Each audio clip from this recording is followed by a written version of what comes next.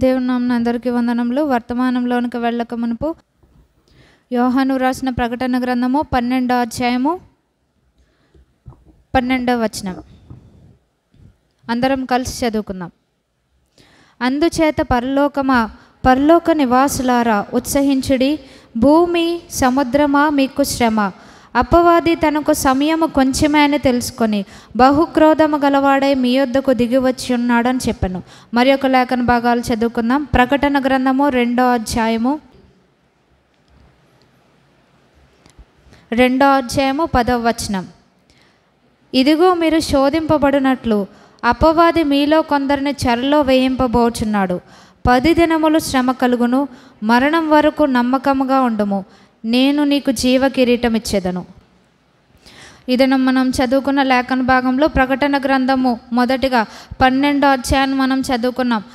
కొన్ని వారముల క్రితం మనము ఇదే అధ్యాయంలో ఇదే లేఖన భాగాలను మనం ధ్యానించుకున్నాం. మనం పదే చెప్పుకుంటూ ఉన్నాం. ఇక్కడ మనం చదువుకున్న లేఖన భాగంలో ఏం చదువుకున్నామంటే 12వ అధ్యాయం 12వ వచనంలో అపవాది తనకు సమయము కొంచెమే అని తెలుసుకొని బహుక్రోధము గలవాడై మీ యొద్దకు దిగి వచ్చి ఉన్నాడని. సో అపవాదికి తెలుసు తనకి సమయము కొంచెమే గనుక ఏ విధంగా ఉన్నాడు, ముందు వరకు తను ఏ విధంగా పనిచేశాడు అంటే వెలుగుదూత వేషం వేసుకొని తన కార్యాలను జరిగించాడు. ఇంకా సమయం దగ్గర పడింది కనుక క్రోధము గలవాడే మీ యొద్దకు దిగి వచ్చి ఉన్నాడని ఇక్కడ దేవుని వాక్యం మనకి సెలవిస్తుంది. అలాగే మనం కొన్ని వారముల క్రితం చెప్పుకున్నాం అపవాదికి సమయము కొంచెమే అని. అలాగే మన గురించి కూడా మనకి సమయము కొంచెముగానే ఇవ్వబడింది అని కూడా దేవుని వాక్యం మనకి తెలియపరుస్తుంది. అలాగే వచ్చుచున్నవాడు ఆలస్యం చేయక వచ్చును అని, అంటే సమయం చాలా తక్కువగా ఉన్నది కనుక అపవాది అయితే కరెక్ట్గా యూటిలైజ్ చేసుకుంటున్నాడు. ప్రభువారు కూడా సిద్ధంగా ఉన్నారు. మనం ఏ విధంగా ఉన్నామనేది ఇదేనా దేవుడు మనల్ని ప్రశ్నిస్తూ ఉన్నారనమాట. సో మనం గడిచిన కొన్ని వారముల క్రితం చెప్పుకున్నాం ఎఫెసీ సంఘానికి దేవుడిచ్చిన హెచ్చరికల ద్వారా ఈ కొద్ది సమయంలో మనకిచ్చిన ఈ కొద్ది సమయంలో మనం ఏం చేయాలి అని మనం చెప్పుకున్నాము అని అంటే, మనం ఏ స్థితి నుంచి పడిపోయామో మనం పడిపోలేదు అని అంటే కనుక, అందుకని యోహాను పత్రికలో మొదటి అధ్యాయంలో ఏముంటుందంటే మనలో పాపము లేదు అని మనం అనుకుంటే మనం దేవుని అబద్ధికునిగా చేస్తున్నామంట. సో మనలో ఆ ప్రాచీన పాపస్థితి ఎప్పుడూ ఏలుబడి చేస్తూ ఉంటుంది కనుక మనం పాపలము పడిపోయేవారమని గుర్తించాలని దేవుని వాక్యం మనకి సెలవిస్తుంది. సో మనం ఏం చేయాలి అని చెప్పుకున్నామంటే ఎఫెసీ సంఘానికి దేవుడిచ్చిన హెచ్చరికను బట్టి ఏ స్థితి నుంచి మనం పడిపోయామో దాన్ని మొదటిగా మనం జ్ఞాపకం చేసుకోవాలని చెప్పుకున్నాం. రెండవదిగా మనం మరలా ఆ విషయం గురించి పశ్చాత్తాపడాలి అని చెప్పుకున్నాం. మూడవదిగా ఏం చేయాలంటే ఏదైతే మునుపు దేవునికి ఇష్టమైన కార్యాలు చేసి మనం ఆపేసామో మానేసామో వాటిని మరలా తిరిగి చేయాలి అని, రిమెంబర్, రిపెంట్ అండ్ రీడూ అని చెప్పుకున్నాం. సో ఎఫెసీ సంఘం నుంచి ఈ కొద్ది సమయంలో మనం చేయవలసినవి ఏంటో ప్రభువారు మనకి తెలియపరిచారు. అలాగే మొదటి ప్రేమతో మనం దేవుని ప్రేమించాలి అని, అంటే మన జీవితంలో మొదటి స్థానం ఆయనకి ఇవ్వాలి, అన్నిటికంటే ఎక్కువగా ఆయన్నే ప్రేమించాలి అని మనం చెప్పుకున్నాం. ఈ దినాన మనకిచ్చిన ఈ కొద్ది సమయంలో మనం ఏం సరి చేసుకోవాలి అని ప్రభువారు మనకి తెలియపరుస్తున్నారంటే, మొదటిగా ఈ యొక్క 12వ అధ్యాయం 12వ వచనంలో చూస్తే ఇక్కడ ఏమంటున్నారంటే భూమి సముద్రమా మీకు శ్రమ అంటున్నారు. ఎందుకు అని అంటే మనకందరికీ తెలుసు 2019 నుంచి 21 వరకు ప్రజలంతా, ప్రపంచంలో ఉన్న వాళ్ళంతా భయపడ్డారు. ఎందుకు భయపడ్డారు? కరోనా గురించి భయపడ్డారు. కానీ ఇక్కడ కరోనా గురించి అలాంటి పాండమిక్స్ ఏదన్నా అవుట్బ్రేక్ వస్తుందని భయపడమంటలేదు. అలాగే యుద్ధాలు జరుగుతాయేమోనని భయపడమంటలేదు. ఎందుకు భయపడమంటున్నారంటే అపవాది తనకు సమయము కొంచెమని తెలుసుకొని మన దగ్గరికి ఏ విధంగా వచ్చాడంట, క్రోధము గలవాడై మీ యొద్దకు దిగి వచ్చి ఉన్నాడు అని చెప్తున్నారనమాట. సో ఇక్కడ మనకి ప్రభువారు ఒక వార్నింగ్ ఇస్తున్నారు. క్రోధము కలిగిన వాడుగా ఉన్నాడు కాబట్టి అపవాదిని మనం జయించాలి, అపవాది యొక్క ఉరుల్లో మనం పడకుండా ఉండాలని ప్రభువారి దినాన మనకి తెలియపరుస్తున్నారనమాట. సో మనకందరికీ తెలుసు అపవాది యొక్క తంత్రములు మనం ఎరుగని వారము కాము అని దేవుని వాక్యం కూడా మనకి తెలియపరుస్తుంది. సో మనం ఏం చేయాలి అని ఈ దినాన ప్రభువారు మనకి తెలియపరుస్తున్నారంటే, మనకిచ్చిన కొద్ది సమయంలో, అంటే మనం ప్రతి నిత్యము కూడా చెప్పుకునే మాటే, ఆయన రాకడ కానీ మన యొక్క మరణము కానీ ఏదైనా ముందు రావచ్చు. ఆయన పిలిచిన ఎవ్వరం కాదనలేం, ప్రతి ఒక్కరము కూడా దానికి తల వంచాల్సిందే, దాన్ని ఎవరూ తప్పించుకోలేరు ఆయన యొక్క పిలుపుని. అలాగే ఒకవేళ ఆయన రాకడైతే ఎత్తబడే స్థితిలో ఉండాలని, విడువబడితే అది చాలా భయంకరంగా ఉంటుందని మనకి దేవుని వాక్యం మనకి తెలియపరుస్తుంది. సో మనం చదువుకున్నాం, అపవాది అయితే చాలా బిజీగా ఉన్నాడు తన పనుల్లో, ప్రభువారు సిద్ధంగా ఉన్నారు, కానీ మనకి సమయం కొంచెమే అని తెలుసు. మనం ఏ విధంగా ఉన్నామనేది ఈ దినాన మనల్ని మనం ప్రశ్నించుకోవాలన్నమాట. మనం ఏ విధంగా ఉండాలని మనం ఈ దినము మనం ధ్యానిస్తున్నామంటే, ఈ దినం మనం స్మరణ సంఘం ద్వారా దేవుడు మనకి ఏం హెచ్చరికలు ఇస్తున్నారో ఈ దినం మనం చూద్దాం. ఇక్కడ ఏం చెప్తున్నారంటే, మనం 2వ లేఖన భాగాలు చదువుకున్నాం. ప్రకటన గ్రంథము 2వ అధ్యాయంలో మనల్ని దేవుడు ఏ విధంగా ఉండమంటున్నారంటే, 10వ వచనంలో మరణం వరకు నమ్మకంగా ఉండుము అని, అంటే ఏ పరిస్థితి అయినా సరే నమ్మకంగా ఉండు అంటున్నారు. ఇక్కడ ఎందుకు ఇలా చెప్తున్నారు అంటే, ఈ సంఘానికి ఎందుకు చెప్తున్నారు అంటే పైన కూడా కొంచెం చదువుకోవాలన్నమాట. ఈ యొక్క 8వ వచనంలో దేన్ని ఉద్దేశించి ప్రభువారు తెలియపరుస్తున్నారంటే, స్మరణ సంఘాన్ని ఉద్దేశించి ఈ స్వయాన ప్రభువారు దేవాది దేవుడు తెలియపరిచిన మాటలు అన్నమాట. 9వ వచనంలో ఏం చెప్తున్నారు అంటే, 9వ వచనం 3వ లైన్ నుంచి మనం చూస్తే, ప్రకటన గ్రంథము 2వ అధ్యాయము 9వ వచనంలో 3వ లైన్, తాము యూదులమని చెప్పుకొనుచు యూదులు కాక సాతాను సమాజపు వారి వలన నీకు కలుగు దూషణ నేను ఎరుగుదును, నీవు పొందబో శ్రమలకు భయపడకము.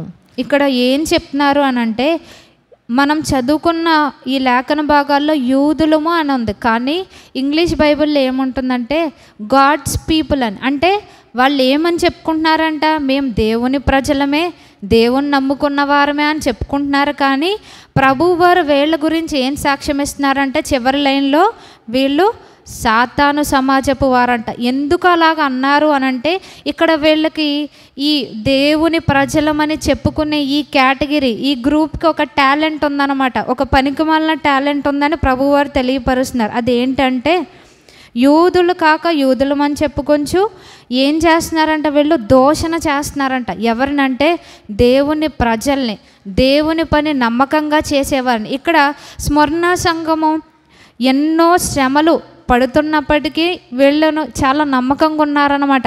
ఇంకా వీళ్ళు ఏ విధమైనది ఎదుర్కొంటున్నట్టుగా ఇక్కడ ప్రభువారు మనకి తెలియపరుస్తున్నారంటే, నమ్మకంగా దేవునిలో కొనసాగుతున్న, దేవుని పని చేస్తున్నా దూషించేవారనమాట. అటువంటి దూషించేవారి గురించి ప్రభువారు అనేది ఏంటంటే, ఇక్కడ యోహాను భక్తుడు అంటలేదు, స్వయాన యేసుక్రీస్తు వారు అనే మాట ఏంటంటే సాతాన్ సమాజపు వారు అని అంటున్నారనమాట. అంటే ఏం చేసినా వాళ్ళు ఆ పని గురించి ఏదో విధంగా దూషించగలరనమాట. అటువంటి ప్రత్యేకమైన టాలెంట్ వీళ్ళకు ఉన్నది. సో ఇటువంటి పరిస్థితిలో కూడా నువ్వు నమ్మకంగా ఉండు అని ప్రభువారు తెలియపరుస్తున్నారనమాట. ఇక్కడ ఇంకా ఈ సాతాను సమాజపు వారి గురించి మనం కొంచెం ధ్యానిస్తే, అంటే ఈ గ్రూప్ని మనం కంపేర్ చేసుకున్నప్పుడు మనలో ఈ లక్షణాలు ఏమన్నా ఉన్నాయా అనేది దేవుని సన్నిధిలో మనలను మనం పరీక్షించుకోవాలన్నమాట. ఎందుకు అని అంటే, ఆరాధనకి నమ్మకత్వానికి చాలా లింక్ ఉంటుంది. మనకి ఎవరన్నా పలానా వాళ్ళు మహా దుష్టులు, దుర్మార్గులని తెలిసినప్పుడు, వాళ్ళు మనకి ఏదన్నా తెచ్చిచ్చినప్పుడు మనం తీసుకోమన్నమాట, దాన్ని యాక్సెప్ట్ చేయం. ఎందుకంటే వీళ్ళు దుష్టులు, వీళ్ళు ఇలా తెచ్చిచ్చారంటే ఇందులో ఏదో ఉంటుందని మనకు తెలుస్తుంది. సో మనం ఆరాధన దేవునికి అర్పిస్తున్నామంటే, ఆఫ్టర్ ఆల్ మనం మట్టివారమైన మనమే ఒక దుష్టుడిచ్చిన వస్తువుని మనం తీసుకున్నప్పుడు, అతి పరిశుద్ధుడైన దేవుడు మనలో అపనమ్మకత్వం, చెడుతనం ఉన్నప్పుడు మనం ఇచ్చే అర్పణ ఆయన ఏ విధంగా అంగీకరిస్తారు? ఆయన అంగీకరించరు. ఆఫ్టర్ ఆల్ మనుషులమే మనం అలాగుంటే మరి పరిశుద్ధుడు ఆయన. అందుకని దేవుని వాక్యం ఏం తెలియపరుస్తుందంటే, మనం నమ్మదగని వారమైనను ఆయన నమ్మదగిన వాడుగా ఉన్నాడంట. అంటే మనం ఇలాంటి వాళ్ళం, అపనమ్మకస్తులం, మనము దుష్టులమని తెలిసిన ఆయన మనల్ని ప్రేమిస్తున్నారు. కానీ మన మనం చేసే ఆరాధన ఆయన అంగీకరిస్తారా అంటే అంగీకరించరు.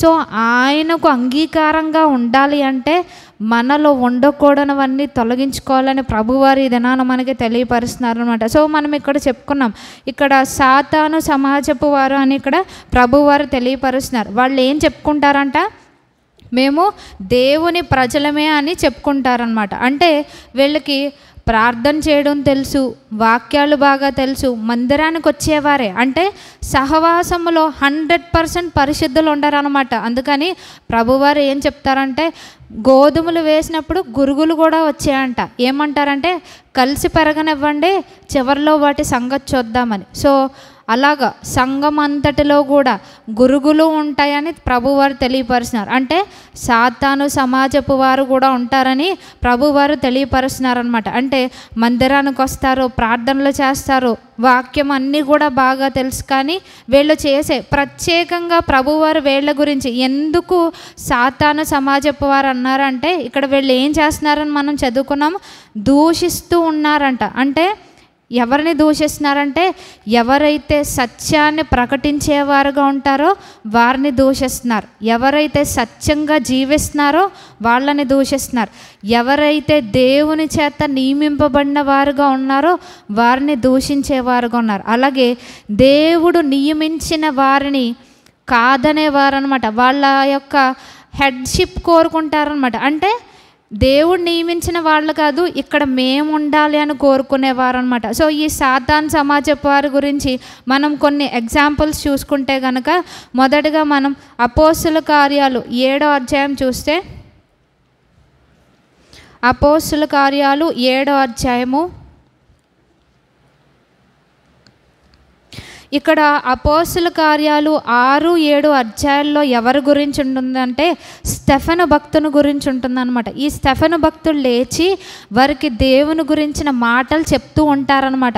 మాటలు చెప్తూ ఉన్నప్పుడు ఇక్కడ ఏమంటారు, ఇక్కడ ఏం జరుగుద్దంటే, చాలాసేపు ఆయన మాట్లాడిన తర్వాత 54వ వచనంలో విన్న వాళ్ళ రియాక్షన్ ఏ విధంగా ఉందని ఇక్కడ ప్రభువారు తెలియపరుస్తున్నారంటే, అపోస్తుల కార్యాలు 7:54, వారి మాటలు విని కోపముతో మండిపడి అతన్ని చూచి పండ్లు కొరికిరి. స్టెఫెన్ గారు చెప్పిన మాటలు వీళ్ళకి నచ్చలేదన్నమాట. అంటే ఆయన సత్యానికి విరోధంగా ఏమన్నా చెప్పాడా అంటే, ఆయన దేవునికి విరోధంగా ఒక్క మాట కూడా మాట్లాడలేదు. దేవుడు ఏ విధంగా ఆయన్ని ప్రేరేపించారో కరెక్ట్గా అవే మాటలు, అదే మెసేజ్ వీళ్ళకి డెలివర్ చేశారనమాట. ఆయన చెప్పిందంతా మనం చూడం, కానీ 51వ వచనంలో ఆయన ఒక అవుట్లైన్ మనం చూస్తే, ఇక్కడ ముష్కరులారా, హృదయములను చెవులను దేవుని వాక్యమునకు లోపరచని వారులారా, మీ పితరుల వలె మీరును ఎల్లప్పుడూ పరిశుద్ధాత్మను ఎదిరించున్నారు. ఇక్కడ ఏమంటున్నారు, వాళ్ళని ముష్కరులారా అంటున్నారు, మూర్ఖులారా అంటున్నారు. ఇక్కడ నిలబడి మనలో ఎవరినైనా మూర్ఖురాలా అంటే కనుక, మూర్ఖులారా అంటే మన ఎక్స్ప్రెషన్ ఏ రేంజ్లో ఉంటుందో ఇక్కడ వీళ్ళు చూపించారనమాట. మనం జనరల్గా లోపల దాచుకుంటూ ఉంటాం, ఇక్కడ వీళ్ళు బయటకు ఎక్స్పోజ్ చేశారు. ఏం చేశారు, 54వ వచనంలో కోపముతో మండిపడి స్టెఫెన్ గారిని చూచి పండ్లు కొరికారంట. అంటే మీరు వాక్యం వింటున్నారు కానీ మీరు లోబడట్లేదు, వాక్యానికి అనుగుణంగా మీరు జీవించట్లేదు, పరిశుద్ధాత్మను మీరు ఎదిరిస్తున్నారని చెప్పిన మాటకి వీరికి ఒళ్ళు మండిందనమాట.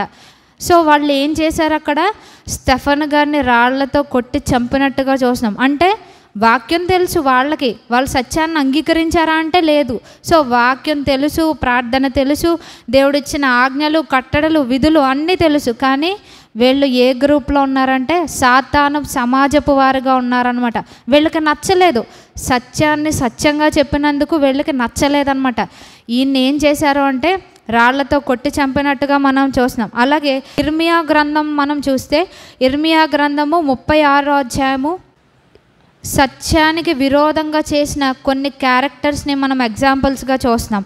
ఇర్మియా గ్రంథము 36వ అధ్యాయంలో 23 నుంచి మనం చూస్తే, యెహూది 3-4 పుటలు చదివిన తరువాత రాజు చాకుతో దాన్ని కోసి కుంపటిలో వేయగా ఆ కుంపటిలో నున్న అగ్ని చేత అది బొత్తిగా కాలిపోయిన కానీ రాజైనను ఈ మాటలన్నిటినీ వినిన ఇతని సేవకుల్లో ఎవరైనాను భయపడలేదు, తమ బట్టలు చింపుకొనలేదు. ఇక్కడ ఇంకొక క్యారెక్టర్ మనం చూస్తున్నాం అన్నమాట.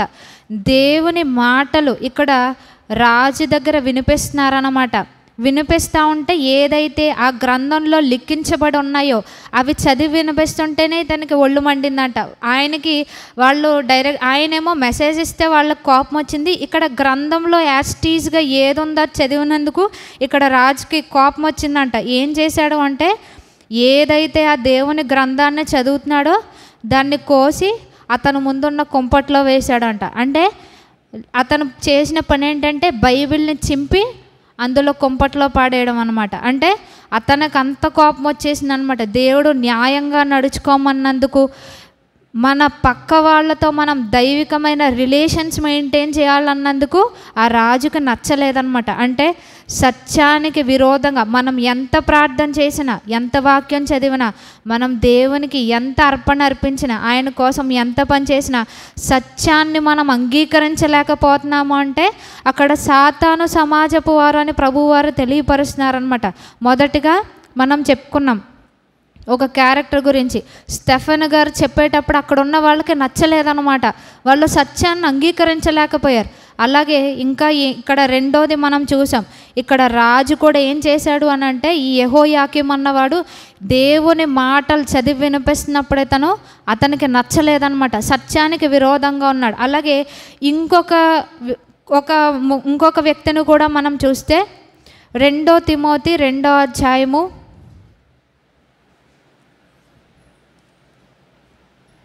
మనం ఇన్ని రెఫరెన్సెస్ చూసుకునేది ఎందుకు అని అంటే, టైం వేస్ట్ అవుతుందని కాదు, కానీ 2-3 సాక్షుల నోట అన్నట్టు ప్రభువారు ఒక్కో భక్తుని ద్వారా కొంతమంది గురించి రాయించారు కనుక మనం చదువుకోవాలి. 2 తిమోతి 2వ అధ్యాయము 17వ వచనం. కురుకుపుండు ప్రాకినట్టు వారి మాటలు ప్రాకును, వారిలో హుమనయ్యను ఫిలేతును ఉన్నారు. వారు పునరుద్ధానము గతించినని చెప్పుచు సత్యము విషయం తప్పిపోయి కొందరి విశ్వాసమును చెరుపుచున్నారు. ఇక్కడున్న వీళ్ళిద్దరు ఎవరంటే హుమనయి, ఫిలేతు అని. వీళ్ళు ఏం చేస్తున్నారంటే దేవుని సత్యానికి విరోధంగా మాట్లాడుతున్నారు. పునరుద్ధానం లేదని చెప్తున్నారు. దేవుడు పునరుద్ధానం ఉంది అంటే ఇది లేదంటున్నారనమాట. అందుకని స్పష్టంగా ఇక్కడ ఏం రాయిపించారు, సత్యం విషయమే వీళ్ళు తప్పిపోయారు. ఓకే, వీళ్ళు తప్పిపోతే పర్వాలేదు, కానీ ఇక్కడ ఏం చేస్తున్నారు, పక్కనోళ్ళని కూడా చెరుపుతున్నారంట. అంటే వాళ్ళు చెడిపోయింది కాకుండా సరైన మార్గంలో ఉన్నవారిని కూడా చెరిపేవారుగా ఉన్నారు. సో మనలో కానీ ఫిలేతు, హుమనయ్య ఉన్నాడేమో అని మనల్ని మనం పరీక్షించుకోవాలన్నమాట. మొదటగా దేవుని వాక్యం మన వాస్తవ స్థితిని మనకి తెలియపరిచినప్పుడు మనం దాన్ని అంగీకరించలేకపోతున్నామా, నిజమే ప్రభు నాలో ఈ స్థితి ఉంది అని మనం అంగీకరించలేకపోతున్నామంటే దేవుని దగ్గర మనం ఒప్పుకోవాలే. కానీ మనం కోపంతో మండిపడితే మన జీవితాలు మార్చబడవు, బాగుపడవని ప్రభువారు తెలియపరుస్తున్నారు. అలాగే రెండవదిగా అక్కడ డైరెక్ట్ మెసేజ్ అందింది. రెండవదిగా వీళ్ళకి దేవుని గ్రంథం వినిపించబడింది. సో మనకి దేవుని మాటలు ఆ విధంగా వినబడినప్పుడు మనము కూడా ఆ విధంగా ఇవన్నీ చించి పడేయాలన్న కోపం మనకు వస్తుందా, మనం అంగీకరించలేకపోతున్నామని ప్రభువారు ఈ దినాన మనల్ని ప్రశ్నిస్తున్నారు. మూడవదిగా ఏంటంటే, మనము ఏ విషయంలో తప్పిపోతున్నామో దాన్ని సరిచేసుకోవాలి, కానీ మనం వెళ్ళే తప్పు త్రోవలో పక్క వాళ్ళని కూడా మనం లాక్కూడదు అనమాట. అది కూడా ఇక్కడ ఈ యొక్క హుమనై, ఫిలేతు ద్వారా ప్రభువారు మనకి తెలియపరుస్తున్నారు. ఇవన్నీ ఎవరి లక్షణాలు అని తెలియపరుస్తున్నారంటే, స్మరణ సంఘంలో ఉన్నారంట సాతాను సమాజపు వారు. అన్ని సంఘాల్లో ఉంటారు. సో దేవుడు మనల్ని ఏం చెప్తున్నారు అంటే, ఈ సాతాను సమాజపు వారిలో మనం ఉండకూడదు, పరిశుద్ధుల సమాజంలో మనం ఉండాలని ప్రభువారు మనల్ని కోరుకుంటున్నారనమాట. మనము కూడా అంతే. ఒక్కొక్కసారి మనలో ఈ యొక్క క్యారెక్టర్స్ రిఫ్లెక్ట్ అవుతూ ఉంటాయి అన్నమాట. మనం అలా ఉండకూడదని ప్రభువారు తెలియపరుస్తున్నారు. జనరల్గా సండే సెయింట్స్ లాగా ఉంటామన్నమాట. నెక్స్ట్ మినిట్ చర్చ్ బయటికి మళ్ళీ అడుగుపెట్టిన వెంటనే మళ్ళీ శాటన్ గ్రూప్ అన్నట్టు మనం ఉండకూడదని ప్రభువారు తెలియపరుస్తున్నారనమాట. ఎప్పుడూ కూడా మనం పరిశుద్ధుల సంఖ్యలోనే ఉండాలని దేవుడు ఈ దినాన మనకి తెలియపరుస్తున్నారు. అలాగే మనం రెండవదిగా చెప్పుకున్నాం, ఎగైనెస్ట్ గాడ్ సెలెక్టెడ్, అంటే దేవుని చేత నియమించబడిన ప్రజలకు ఎవరైతే విరోధంగా ఉంటారో వారు సాతాను సమాజపు వారు అనమాట. మొదటిగా మనం చూసుకున్న 3 ఎగ్జాంపుల్స్ ఎవరంటే సత్యానికి విరోధంగా ఉన్న వాళ్ళని చూసాం. రెండవది ఎవరంటే దేవుని చేత నియమింపబడిన వారు, అభిషక్తులకు విరోధంగా ఉన్నవారు కూడా సాతాను సమాజపు వారని తెలియపరుస్తున్నారు. దీనికి బెస్ట్ ఎగ్జాంపుల్ ఎవరంటే అపోస్తలుల కార్యాలు 23వ అధ్యాయం మనం చూస్తే, అపోస్తలుల కార్యములు 23వ అధ్యాయము పేజ్ నెంబర్ 126. అపోస్తలుల కార్యములు 23 2వ వచనం చూస్తే, అందుకు ప్రధాన యాజకుడైన అననీయ అతని నోటి మీద కొట్టుడని దగ్గర నిలిచి ఉన్న వారికి ఆజ్ఞాపింపగా, ఇక్కడ మనకి కనిపించే ఇంకొక వ్యక్తి ఎవరంటే అననీయ. ఈయన ఎవరంటే ప్రధాన యాజకుడే, అంటే హెడ్ అన్నమాట. ఎవరిని కొట్టమని చెప్తున్నాడంటే ఫస్ట్ వెర్స్లో చూస్తే ఫస్ట్ ముక్క పౌలు గారిని అనమాట. పౌలు గారు మాట్లాడుతూ ఉంటే ఈ ప్రధాన యాజకుడు ఏమన్నాడంటే పౌలు గారిని కొట్టమని ఆజ్ఞాపించాడంట. పేరుకే ప్రధాన యాజకుడు, కానీ ఈయన పౌలు గారు ఎవరి చేత ఎన్నుకోబడ్డారు? దేవుని చేత ఎన్నుకోబడ్డారనమాట. కానీ ఏం చేశాడంటే అతనికి నచ్చలేదన్నమాట. ఆయన పౌలు గారి మీద దాడి చేయమని చెప్తున్నారు. మనకి తెలిసిన ఇంకా ది బెస్ట్ ఎగ్జాంపుల్ ఎవరంటే కోరహ అన్నమాట. ఏమంటాడంటే మోషే గారి మీద తిరగబడి నీతోనేనేంటి మాతో మాట్లాడలేదా అని, అంటే మీకే వాక్యం తెలుసా, మాకు తెలీదా, మాకు దేవుడు చెప్పడా అన్నట్టుగా మన ఫార్మల్ లాంగ్వేజ్లో మాట్లాడుకోవాలంటే అలాగనమాట. ఏమన్నారు?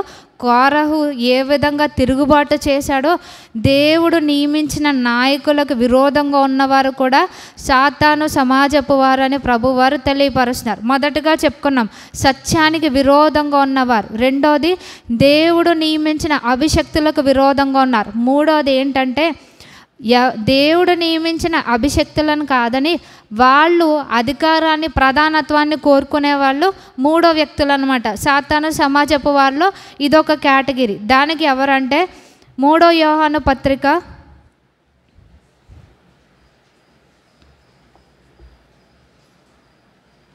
3వ యోహాను పత్రిక పేజ్ నెంబర్ 226.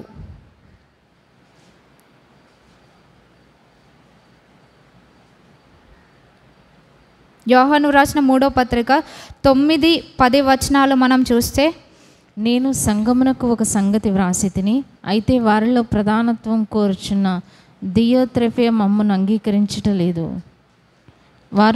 వాడు మమ్మను గూర్చి చెడ్డ మాటలు వదరచ్చు, అది చాలదన్నట్టుగా సహోదరులను తానే చేర్చుకొనక వారిని చేర్చుకున్న మనసు గల వారిని కూడా ఆటంకపరచుచు సంఘములో నుండి వారిని వెలివేయుచున్నాడు.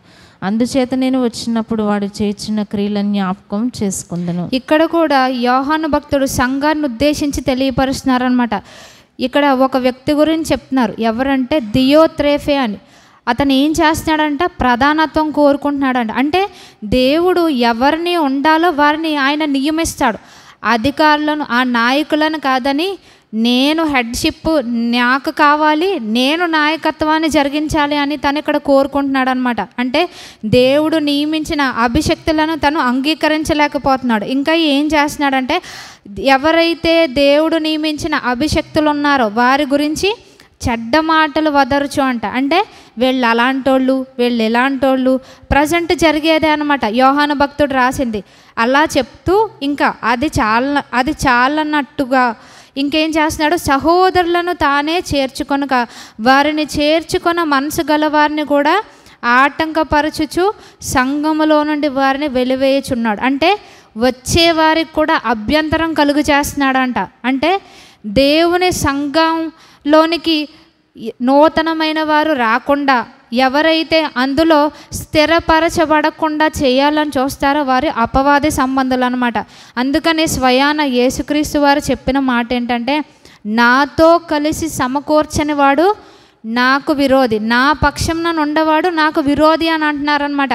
అంటే ప్రభువారు ఒక్క సెంటెన్స్లో దాన్ని చెప్పేశారు. ఇక్కడ యోహాను భక్తుడు చెప్తున్నారు, మనం ప్రకటన గ్రంథంలో చదువుకున్నాం, ఎవరు విరోధులు, ఎవరు సాతాను సమాజపు వారంటే దేవుని పనిని ఆటంకపరిచేవారు, సత్యవాక్యానికి విరోధులైన వారు, దేవుని అభిషక్తులకు విరోధులైన వారు, దేవుని అభిషక్తుల్ని కాదని వాళ్ళు ప్రధానత్వంను కోరుకునేవారు సాతాను సమాజపు వారు అని ప్రభువారు తెలియపరుస్తున్నారు అనమాట.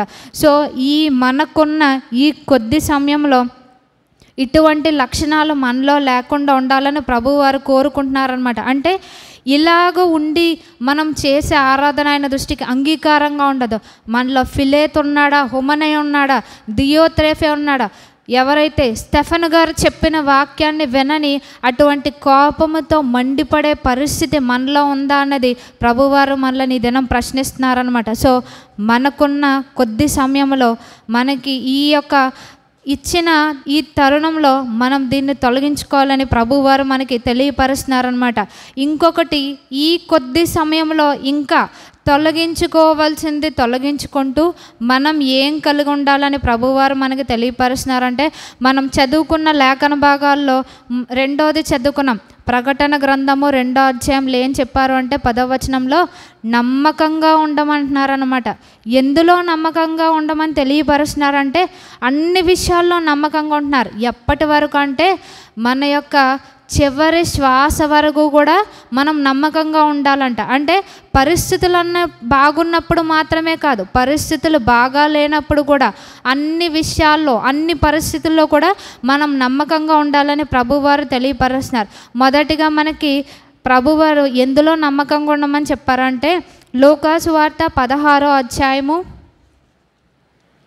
లూకాసు వార్త 16వ అధ్యాయము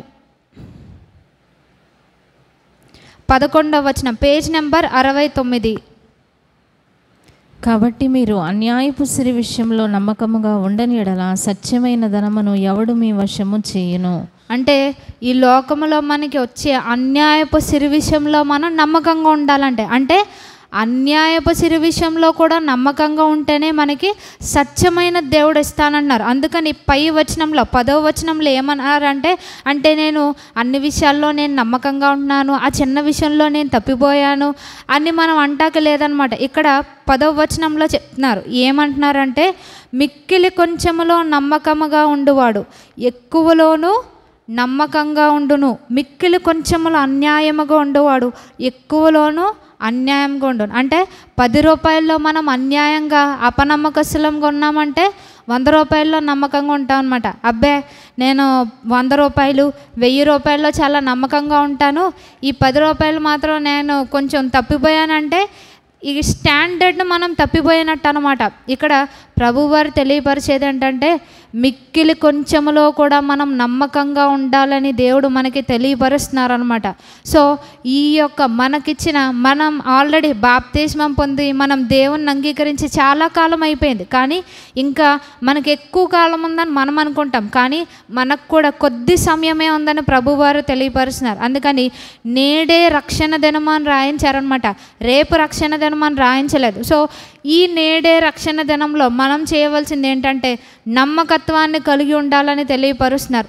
మొదటగా చెప్పుకున్నాం, దేవుడు మనకిచ్చిన మెటీరియలిస్టిక్ థింగ్స్, మనకి ఇచ్చిన ద్రవ్యం విషయంలోనేంటి, వస్తువుల విషయంలోనేంటి మనం నమ్మకంగా ఉండాలంట. రెండోదిగా ఎందులో నమ్మకంగా ఉండాలంటే మన యొక్క సంబంధ బాంధవ్యాల్లో నమ్మకత్వాన్ని కలిగి ఉండాలన్నారు. అంటే మనలో మోసం, కపటం ఉండకూడదని ప్రభువారు తెలియపరుస్తున్నారన్నమాట.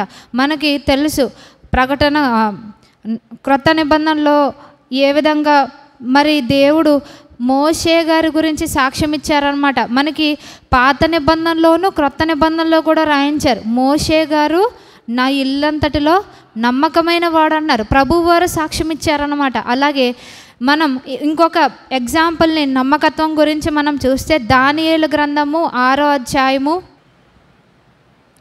4-5 వచనాలు మనం చూస్తే, అందుక ప్రధానులను అధిపతులను రాజ్యపాలన విషయంలో దానియేలు మీద ఏదైనా ఒక నింద మోపవలనని ఉండి తగిన హేతువు కనిపెట్టుచుండ్రి గాని దానియేలు నమ్మకస్తుడై ఏ నేరమైనను ఏ తప్పైనను చేయవాడు కాడు గనుక దానియేలులో తప్పైనను లోపమైనను కనుగొనలేకపోయిరి. అందుక మనుషులు అతడిని దేవుని పద్ధతి విషయమందే కానీ మరి ఏ విషయమందును అతనిలో లోపము కనుగొనలేమని అనుకొనిరి. సో ఇక్కడ దానియేలు గారి గురించి మనకి తెలుసు. ఇక్కడ ఏం చేశారు, ఇక్కడ ఉన్న ప్రధానులు అధిపతులంతా కూడా ఎవరి మీద దృష్టి పెట్టారంటే దానియేలు గారి మీద దృష్టి పెట్టారంట. అంటే వాళ్ళ పనులన్నీ మానేసుకొని, మనం అంటాం కదా పలానా వాళ్ళ మీద ఒక కన్నేసి ఉంచాలి, వాళ్ళలో ఏ లోపం కనబడుతుందా, ఏ మాటలో దొరుకుతారా అని మనం అనుకున్నట్టుగా వీళ్ళు అనుకున్నారంట ఈ ప్రధానుల అధిపతులు. ఈ రాజ్య పాలన విషయంలో ఏదైనా ఒక నింద, ఏదైనా ఒక తప్పు దానియేలు గారి విషయంలో కనబడుతుందేమో అని వాళ్ళు ప్రయత్నించారంట. కానీ వాళ్ళు ఎన్ని ఏరియాస్లో చూసినా, ఎన్ని యాంగిల్స్లో చూసినా, ఇక్కడ దేవుడు ఈయన గురించి రాయించిన ఒక గొప్ప విషయం ఏంటంటే తగిన హేతు కనిపెట్టుచుండిరి. ఎన్నోసార్లు గమనించారు, కానీ దానియేలు నమ్మకస్తుడై ఏ నేరమైనను ఏ తప్పైనను చేయువాడు కాడు గనుక దానియేలులో తప్పైనను లోపమైనను కనుగొనలేకపోయారు. సో మనం ఈయనతో కంపేర్ చేసుకుంటే అంటే మనకి దేవుడు సరి చేసుకునే అవకాశం ఇచ్చాడు అనమాట. మనలో ఏ తప్పు ఉందో, ఏ నేరం ఉందో పక్కోళ్ళు మనకి చెప్పకర్లే, ఇది ఎవరికి వాళ్ళు చేసుకోవాల్సిన పని అనమాట. అందుకని కొరింథీయులకు రాసిన పత్రికలు ఏమన్నారంటే, కాబట్టి ప్రతి మనుషుడు తన్ను తాను పరీక్షించుకొనవలన్నారు. అంటే దేవుని సన్నిధానానికి వచ్చామంటే మనలను మనం టెస్ట్ చేసుకోవాలని దేవుడు తెలియపరుస్తున్నారు. మనలను మనం టెస్ట్ చేసుకున్నప్పుడే మనలో ఏ నేరం ఉందో, ఏ తప్పు ఉందో, ఎక్కడ అపనమ్మకస్తులంగా మనం ఉన్నామో తెలుస్తుంది అనమాట. సో ఇక్కడ దానియేలు గారు చాలా పెర్ఫెక్ట్గా ఉన్నారనమాట. డబ్బుల విషయంలో, తోటి వారితో ఉండే విషయంలో ఏంటి, దూర దేశంలో ఉన్న తను యూదుడైనప్పటికీ బబులోనికి తను చెరగా వచ్చినప్పటికీ అన్ని విషయాల్లో కూడా నమ్మకంగా ఉన్నాడంట. ₹1 విషయంలో కూడా తను అపనమ్మకస్తుడుగా లేడు. 5వ వచనంలో ఏమంటున్నారు, దేవుని పద్ధతి విషయంలోనే, అంటే ఏది కుదరలేదు కాబట్టి ఇంకొకటి ఏదో పెట్టనమాట. పెర్ఫెక్ట్గా ఉన్న విషయంలోనే అపనమ్మకంగా ఉన్నాడు అని ఇరికించాలని అనుకున్నారు. దేవుని విషయంలో తప్ప ఇంకా ఎందులోనూ ఇతన్ని మనం ఇరికించలేము అని వీళ్ళు అనుకున్నారనమాట. సో ఈ యొక్క రాజ్యాధిపతులు ఏ విధంగా ప్రధానులు అధిపతులు దానియేలు గారిని చూశారో లోకమంతా కూడా మనల్ని చూస్తూ ఉంటుందన్నమాట. ఏ తప్పు కనిపిస్తుంది అంటే మందిరానికి వెళ్తున్నారు, ప్రార్థనలు చేస్తున్నారు, వాక్యం చదువుతున్నారు, నిజ దేవుణ్ణి నమ్ముకున్నామని చెప్పుకుంటున్న మనలో ఏ తప్పు ఏ లోపం కనిపిస్తుందని కనిపెడుతూ ఉంటారు. లోకము బైబిల్ చదవదంట, బైబిల్ చదివే మనల్ని చదువుతుందంట. సో మనల్ని వాళ్ళు చూసినప్పుడు మనం ఏ విధంగా కనిపిస్తున్నామనేది ఇక్కడ మనల్ని మనం ప్రశ్నించుకోవాలన్నమాట. దానియేలు గారి గురించి దేవుడు చక్కటి సాక్ష్యం ఇచ్చారు. ఈయన చాలా నమ్మకంగా ఉన్నారంట. ఎప్పటి వరకు అని అంటే ఆయనని ఇట్టి శాసనము సంతకము చేయబడినని ఆయన తెలుసుకున్నప్పటికీ కూడా, అంటే ప్రార్థన చేస్తే సింహాల గుహలో వేస్తారని తెలుసు. మనమైతే ఏం చేస్తామంటే మనసులో చేసుకుంటే పోదరా బాబు, పైకి చేసి రిస్క్ తెచ్చుకునే కంటే అని మనం అనుకుంటాం. కానీ దానియేలు గారు అలా అనుకోలేదన్నమాట. ఆయన ఏం చేశాడంటే మరణం వరకు ఆయన నమ్మకంగా ఉన్నాడు. ఓకే, నన్ను చంపేస్తారా, దేవుని కొరకు చనిపోవడానికి కూడా ఆయన సిద్ధంగా ఉన్నాడు అనమాట. అందుకని తలాంతులు ఇచ్చినప్పుడు ఆ యజమానుడు ఆ యొక్క దాసులను ఏమన్నారంటే, నువ్వు ఈ కొంచెములో నమ్మకంగా ఉన్నావు కనుక అని. అందుకని ఏమని దేవుడు మనల్ని ప్రశంసిస్తారు, బలా నమ్మకమైన మంచి దాసుడా అని. అంటే మనం ఈ లోకాన్ని విడిచిపెట్టిన తర్వాత మనము వినే 2 మాటలు ఉంటాయి. ఏంటి అంటే, మొదటిగా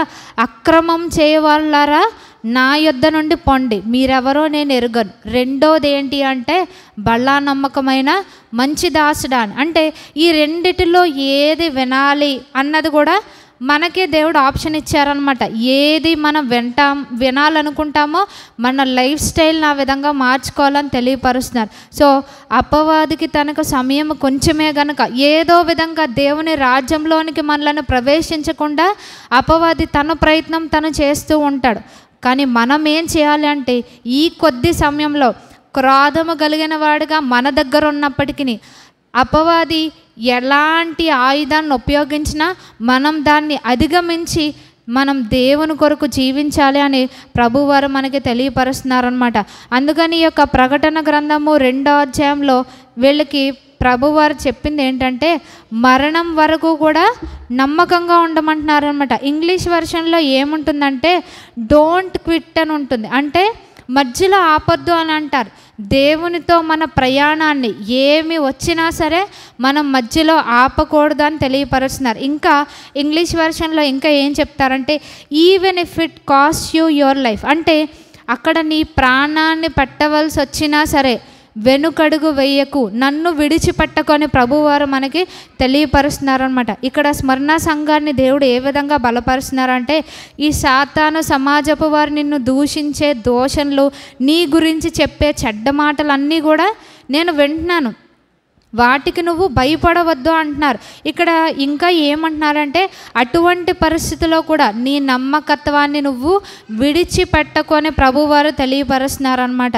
ఇక్కడ ప్రభువారు మనకి శ్రమలు రావు అని చెప్పట్లేదు, శ్రమల్లో కూడా భయపడకు, నేను నీకు తోడై ఉన్నాననే అభయం ప్రభువారు మనకి ఇస్తున్నారనమాట. ఎందుకంటే శ్రమ వచ్చినప్పుడు మనం ఏ విధంగా మారుతామంట, సువర్ణం వలె, అంటే మనలో ఉన్న మస్ట్ అంతా పోయి మనం ఇంకా చక్కగా దేవుని కొరకు ఏ విధంగా సువర్ణం మెరుస్తూ ఉంటుందో, ప్యూర్ గోల్డ్ లాగా మనం ఉంటామని ప్రభువారు మనకి తెలియపరుస్తున్నారు.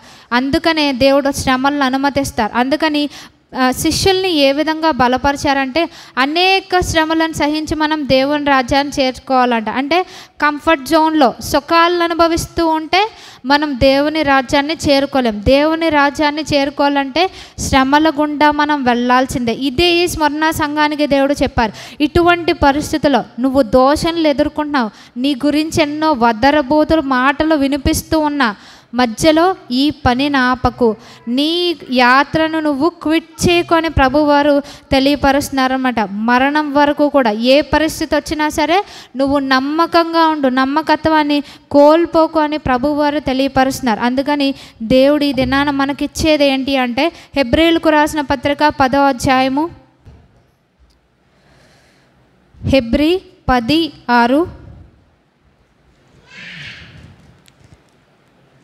37 నుంచి 39 వరకు అందరం కలిసి చదువుకుందాం.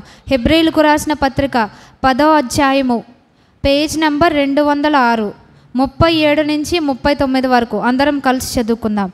ఇక కాలము బహు కొంచెముగా ఉన్నది, వచ్చుచున్నవాడు ఆలస్యం చేయకవచ్చును. నా ఎదుట నీతిమంతుడైన వాడు విశ్వాసమూలముగా జీవించును, కానీ అతడు వెనుక తీసిన ఎడల అతని యందు నా ఆత్మకు సంతోషముండదు. అయితే మనము నశించుటకు వెనుక తీయు వారము కాము, కానీ ఆత్మను రక్షించుకొనుటకు విశ్వాసము కలిగిన వారమై ఉన్నాం. ఇక్కడ పౌలు భక్తుడు మనకి తెలియపరిచేది ఏంటంటే, మనం ఏ విషయాల్లో తప్పిపోయినా, మనం ఇతరులను ఆ విధంగా దూషించేవారుగా ఉన్న, సత్యాన్ని మనం యాక్సెప్ట్ చేయలేని స్థితిలో ఉన్న ఈ దినాన మనం దేవుని దగ్గర ఒప్పుకున్నప్పుడు దేవుడు మనలను ఆ స్థితి నుంచి విడిపించేవారుగా ఉన్నారనమాట. అందుకని దేవుడు ఇక్కడ మనకి ఇచ్చిన హెచ్చరిక ఏంటంటే, నేను ఆలస్యం చేయక త్వరగా వస్తాను, కనుక మనం ఏం చేయాలంటే వెనుక తీయకూడదు, అంటే క్విట్ చేయొద్దు అని అంటున్నారు ప్రభువారు. మనం దేవునితో కూడా నడవాలి అని ప్రభువారు కోరుకున్నారు. ఎప్పటి వరకు అంటే మన మరణం వరకు కూడా మనం ఏ పరిస్థితి ఎదురైనా మనం విడిచిపెట్టకూడదని. అందుకని పౌలు గారు ఏమంటారంటే, మరణమైన జీవమైన ఉన్నవైన రాబోనవి అయినా ఏది కూడా దేవుని ప్రేమ నుంచి నన్ను ఎడబాపనేరవని. మనం కూడా అటువంటి తీర్మానాన్ని, దృఢ నిశ్చయతను మనం తీసుకోవాలన్నమాట. అటువంటి స్థితిలో మనం ఉంటేనే మన ఆరాధన దేవుని దృష్టికి అంగీకారంగా ఉంటుందన్నమాట. అంతేగాని మనం పరిస్థితులను బట్టి మనం మారిపోతూ పడిపోతూ ఉంటే మనలో నమ్మకత్వం లేదు. సో దేవుడు మన ఆరాధన ఏ విధంగా ఆయన యాక్సెప్ట్ చేస్తారు, ఆయన యాక్సెప్ట్ చేయరు. కనుక మనం ఏం చేయాలి అంటే, మనము వెనుక తీయకూడదని ప్రభువారు మనకి తెలియపరుస్తున్నారనమాట. సో మనం ఏం చేయాలి అంటే, మనల్ని ఇందాక చెప్పుకున్నాం, దూషించే దేవుని యొక్క సత్యానికి విరోధంగా మనం ఉండకూడదు. అలాగే దేవుని యొక్క అభిషక్తులకు మనం విరోధంగా ఉండకూడదు. దేవుడు నియమించిన వారిని మనం ఎదిరించకూడదు. అటువంటి అంటే దేవుడు పెట్టిన ప్రోటోకాల్ని మనం బ్రేక్ చేయకూడదని ప్రభువారు తెలియపరుస్తున్నారు. అలాగే ఎవరైతే దాన్ని అతిక్రమిస్తారో వారు సాతాను సమాజపు వారని. మనలో ఆ లక్షణాలు ఉండకూడదు. ఫిలేతు హుమెనే దియో త్రెఫే వలె మనం ఉండకూడదు అంటున్నారు. అక్కడ స్టెఫెన్ గారు చెప్పిన మెసేజ్ని వాళ్ళు యాక్సెప్ట్ చేయలేకపోయారు. మనం ఏం చేయాలంటే, లాస్ట్ వీక్ మనం ఆరాధన వర్తమానంలో విన్నాం, వెర్రవీగుచున్న దుష్టత్వం మాని మనం సాత్వికంతో అంగీకరించాలంట. సో అంగీకరించినప్పుడు మన ఆత్మ రక్షించబడుతుంది అని ప్రభువారు తెలియపరుస్తున్నారు. అలాగే రెండవదిగా మనలో ఉండకూడదని చెప్పుకున్నాం, సాతాను సమాజపు వారి లక్షణాలు మనలో ఉండకూడదని. రెండవదిగా మనలో ఉండవలసింది నమ్మకత్వం అన్నమాట. ఎప్పటి వరకు అంటే మరణం వరకు మనం నమ్మకంగా ఉండాలని ప్రభువారు తెలియపరుస్తున్నారు. సో అపవాది ఎంత క్రోధము కలిగిన వాడిగా మన యొద్దకు వచ్చి మనల్ని ఏ విధంగా తప్పించడానికి ప్రయత్నించినా మనము మన నమ్మకత్వాన్ని కోల్పోకూడదని. అంటే మనము ఈ లోకాన్ని విడిచిపెట్టిన తర్వాత మనం వినవలసిన మాటలు ఏంటి అంటే, బలా నమ్మకమైన మంచి దాసుడానే మనం వినాలి. అంతేగాని మనం అక్రమం చేయవాళ్ళారా నా యొద్ద నుండి పొండి అంటే ఇంకా అది చాలా భయంకరమైన స్థితి అన్నమాట. సో ఇప్పుడు మనం ఆ స్థితి నుంచి మనం తప్పించబడటానికి దేవుడు మనకి అవకాశాన్ని ఇచ్చారు. అవకాశం సద్వినియోగపరుచుకున్నట్లు దేవుడు మనకి సహాయం చేయనుగాక. ఆమేన్.